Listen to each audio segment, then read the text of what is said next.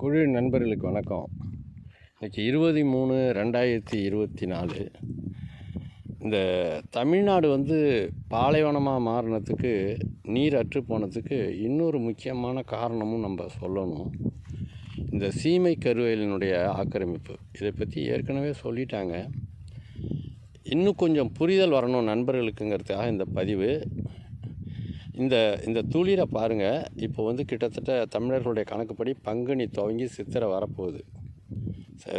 பங்குனி முடிஞ்சு சித்திரை வரப்போகுது. இந்த துளிர் பாருங்கள் எவ்வளவு துளிராக, அதாவது எந்த நேரமும் தண்ணீர் பற்றாக்குறையே இல்லாத ஒரு தாவரம் மாதிரி, எல்லா விதமான உரங்களும் சத்துக்களும் கிடைச்ச ஒரு தாவரம் மாதிரி.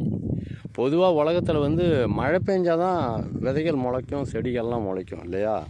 கடும் கோடையில் மரங்கள்லாம் செத்துரும். நம்ம பார்த்துருப்போம். இந்த சீமை கருவேல் மட்டும் எப்படி இவ்வளவு செழிப்பாக எந்த விதமான உரமும் போடாமல் வருது?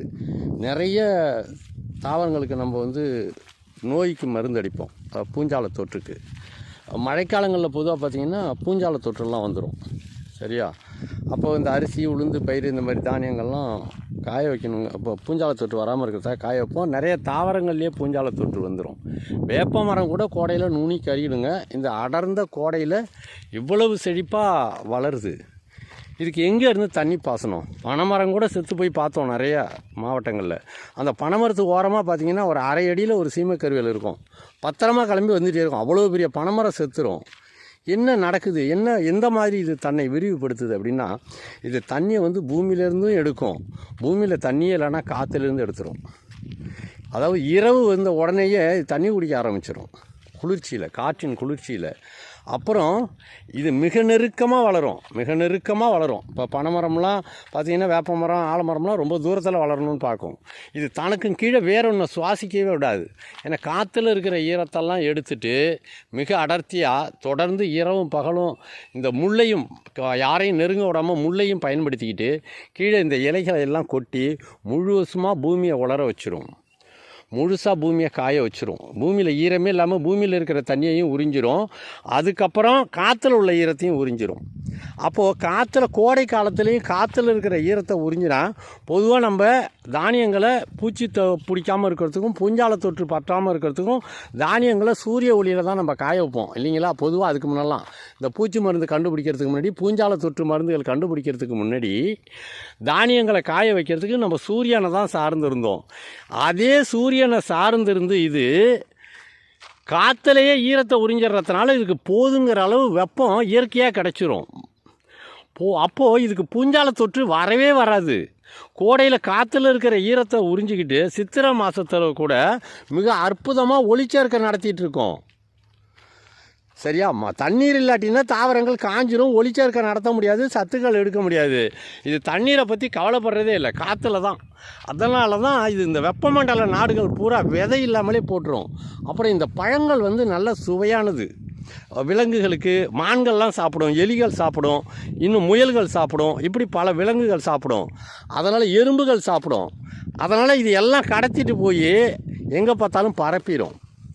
அவ்வளோ சுலபமாக இது ஒரு புளிய மரம் மாதிரியோ, ஒரு பூவரசு மரம் மாதிரியோ, வேப்ப மரம் மாதிரியோ இருந்தால் அதை வெட்டி அழிச்சிருப்பாங்க. இவ்வளவு முட்களை பயன்படுத்தி யாரும் கிட்ட நெருங்க விடாமல் பார்த்துக்கும். குத்துனா கூட பல நாட்களுக்கு வலி இருக்கும், சில பேருக்கு புறைய ஓடிடும் புண்ணு. அவ்வளோ பயங்கரமான விஷத்தையும் வச்சுருக்கோம். அதனால் இது யாருடைய செலவுமே இல்லாமல் தன்னுடைய இனத்தை விரிவுபடுத்திக்கும். பூச்சி தொற்று கோடை காலத்தில் வரவே வராது. பூச்சிகளே வாழ முடியாத கடும் வெப்ப காலத்தில் கூட பூச்சிகளும் வர முடியாத சூழலை உருவாக்கிக்கும். பூஞ்சால தொற்றே இருக்காமல் இருக்கிறதுக்காக காற்றுல உள்ள ஈரத்தை உறிஞ்சிரும். அப்போ பூஞ்சால தொற்றே வராது. காற்றுல குளிர்ச்சி இருந்தால் தானே உங்களுக்கு பூஞ்சால தொற்று வரும். தரைக்கும் கீழே இருக்கிற ஈரத்தையும் உறிஞ்சிரும். அப்போ நோய் எதிர்ப்பாற்றலுக்கு என்னெல்லாம் வேண்டுமோ அந்த வடிவமைப்பை இது செயற்கையாக உண்டு பண்ணிடும். நோய் தொற்று வராமல் இருக்கிறதுக்கும், பூச்சி தொற்று வராமல் இருக்கிறதுக்கு வேண்டிய வழிமுறைகளை இது செயற்கையாக ஏற்படுத்திக்கும். அவ்வளோதாங்க. இது பாட்டுக்கு போயிட்டே இருக்கும் பூமி முழுசாக. ஆனால் பூமியில் இருக்கிற உயிர்கள் எல்லாம் நீரை சார்ந்து வாழ்கிறது. இது நீரையும் சார்ந்து வாழ்கிறது, காற்றையும் சார்ந்து வாழ்கிறது. பூமியில் தண்ணீர் இல்லைன்னா நிறைய தாவரங்கள் செத்துடுது. இது அதை பற்றி கவலைப்படுறதில்ல. பூமியில் ஈரம் இருக்கிற வரைக்கும், காற்று இருக்கிற வரைக்கும் நான் இருந்துக்கிட்டு இருப்பேன் அப்படின்னு பூமியையே மூடி இப்படி தான் மாவட்டமாக மக்களை கரையேற்றிக்கிட்டு பூமியில் இருக்கிற நீரை எல்லாம் உறிஞ்சி மற்ற தாவரங்கள் கீழே வேர் வைக்க முடியாமல் உயிர் வாழ முடியாமல் இந்த மாதிரி ஆக்கிரமிப்பு பண்ணிக்கிட்டு இருக்கு. இதை எப்படிங்க ஒழிக்கிறது? ஒரே வழி தான், சூழலை வடிவமைக்கிறது தான். மற்ற தாவரங்கள் உயிர் வாழணும், இது வாழ முடியாத சூழல்னால் இது குடிக்க முடியாத அளவுக்கு அதிகமாக நீரை உருவாக்கணும். எங்கெல்லாம் நீர் தேவையோ அங்கெல்லாம் நீரை உருவாக்கணும். ஒன்று பூமியை நீரை உறிஞ்ச வைக்கணும், இன்னொன்று பூமியில் நீரை தேக்கி நிறுத்தணும். அது ஒன்று தாங்க இதை அழிக்கிறதுக்கான ஆயுதம், மற்ற தாவரங்களுக்கு உயிர் கொடுக்கறதுக்கான ஆயுதம். சரியா? இந்த சித்திரை கோடையில் கூட பனைமரங்கள் செத்துது, வேப்ப மரங்கள் நுனி கருகுது, நிறைய புல்வெளிகள்லாம் செத்துரும்.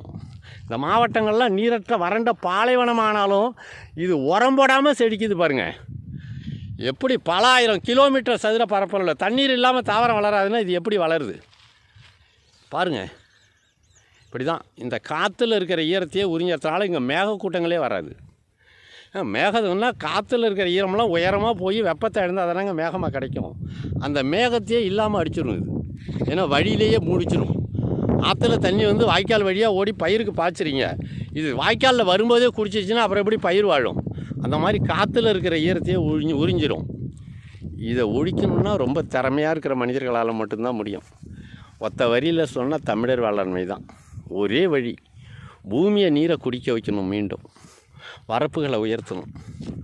சரியா? மேகக்கூட்டங்களை உருவாக்கணும். இந்த தாவரங்கள் உறிஞ்ச முடியாத அளவுக்கு நீரை கொண்டு வரணும். மற்ற தாவரங்களை வாழ வைக்கணும், பூமியில் மனிதர்களை வாழ வைக்கணும்னா நிச்சயம் அதை செய்தே ஆகணும். வெப்பாத்தி குழிகள், வரப்புகளை உயர்த்துறது, அதன் மூலமாக மட்டும்தான் சாத்தியம். சரியா? பாலைவனங்களில், அரபு நாடுகளில் கூட, வளைகுடா நாடுகளில் கூட இது செழிப்பாக வளருது.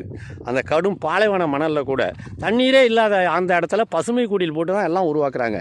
இது மட்டும் எப்படி பசுமை குடிலுக்கு வெளியில் அந்த வெப்பத்தில் வாடுதுன்னா காற்றுல இருக்கிற ஈரத்தை உறிஞ்சிக்கிட்டே இருக்குது இரவும் பகலும். இப்போ ஏதோ ஒரு புதுசாக ஒரு எந்திரம் கண்டுபிடிச்சாங்களா காற்றுல இருக்கிற ஈரத்தை நீராக மாற்றுறத. அந்த வேலையை இது எந்திரத்தின் துணை இல்லாமல் தானே செஞ்சுக்குது. சரியா? இதுதான் இதோட வேலை. அடுத்ததாக 2வது பதிவு நீரை நம்ம எப்படி உருவாக்கணும், எப்படி பயிர்களை பாதுகாக்கணும் அப்படிங்கிறது தான். நன்றி. இப்போது சீமை கருவேலை தெரிஞ்சுக்கிட்டோம். சீமை கருவேலுக்கு எதிர்வினை ஆற்றுவது எப்படி அப்படிங்கிறத அடுத்த காலொனியில் பார்ப்போம். நன்றி.